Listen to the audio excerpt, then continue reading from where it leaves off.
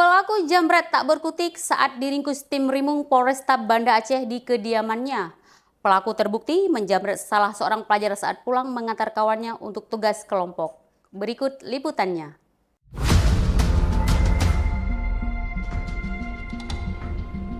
Pelaku pencurian dengan kekerasan atau curas berinisial RZ 28 tahun akhirnya dibekuk oleh tim Rimung Satreskrim Polresta Banda Aceh pada Kamis 5 Oktober 2023 di kawasan Ruko Banda Aceh.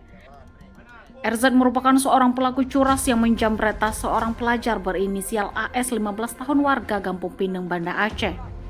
Aksi jambret yang dilakukan oleh RZ terjadi pada 30 September 2023 di seputaran Jalan Teku Cip Pineng. Atas perbuatan pelaku, korban mengalami kerugian hingga 50 juta rupiah. Kasat Reskrim Polresta Banda Aceh Kompol Fadila Aditya Pratama menerangkan, penangkapan terhadap terduga pelaku curas tersebut berdasarkan laporan yang dilaporkan oleh ayah korban. Anak SMP ini yang sebagai korban, dia sedang pulang dari rumah kawannya menggunakan roda 2. Namun di sekitar ruko itu dia melintas, ada seorang laki-laki dengan menggunakan sepeda motor tiba-tiba menghampiri ke korban tersebut. Kemudian ditarik paksa tas yang digunakan oleh korban.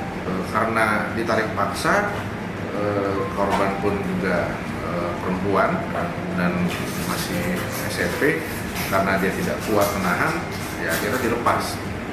Saat ini barang bukti yang kami sita pertama adalah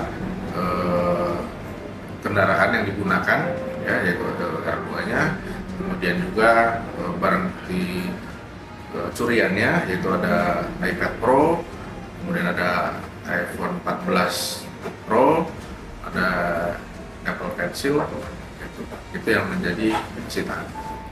Kalau dari kerugian kurang lebih hampir 50 juta rupiah. Usai disergap oleh tim Rimung, pelaku langsung digiring ke Mapolresta Banda Aceh untuk pemeriksaan lebih lanjut. Atas tindakannya, RZ dijerat dengan pasal 365 KUHP. Dari Banda Aceh, tim liputan melaporkan untuk seputar Aceh TV.